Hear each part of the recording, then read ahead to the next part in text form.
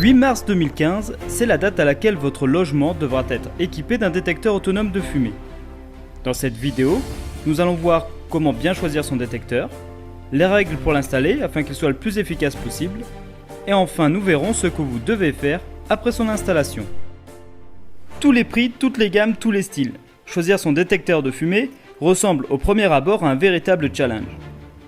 Pour être sûr de faire le bon choix, vous devez respecter quelques règles essentielles. La première règle, c'est de contrôler que le détecteur soit bien conforme à la norme NF Environnement 14604. Cette mention doit apparaître sur le détecteur. Contrôlez également que l'emballage comporte le sigle CE, Communauté Européenne. Enfin, choisissez de préférence un détecteur qui possède la marque NF. Ce logo vous assure un meilleur contrôle de la qualité de votre appareil. Enfin, sachez qu'en moyenne, un détecteur vous coûtera entre 10 et 20 euros.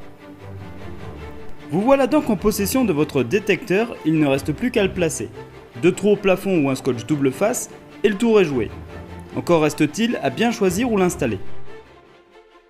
Là encore, des règles simples vous permettront de choisir à coup sûr le bon emplacement.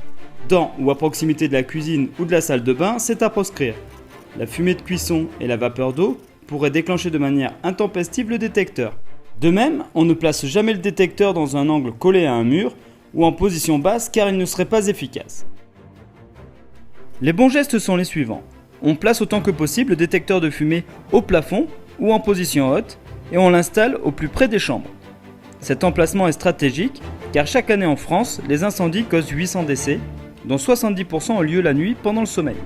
Enfin, il est recommandé de placer un détecteur de fumée à chaque étage que comporte votre habitation. En suivant ces indications, vous trouverez la place idéale pour votre détecteur.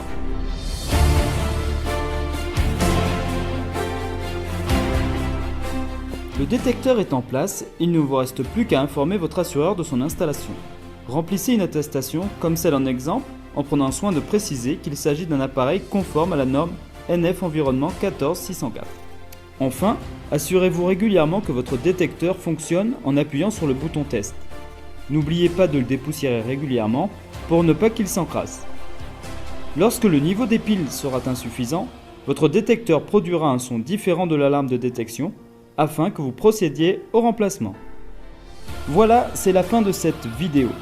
Pensez à être toujours prudent pour éviter qu'un incendie ne se déclare chez vous. Si vous avez besoin d'un coup de main pour installer votre détecteur chez vous, n'hésitez pas à me contacter, je serai là pour vous aider.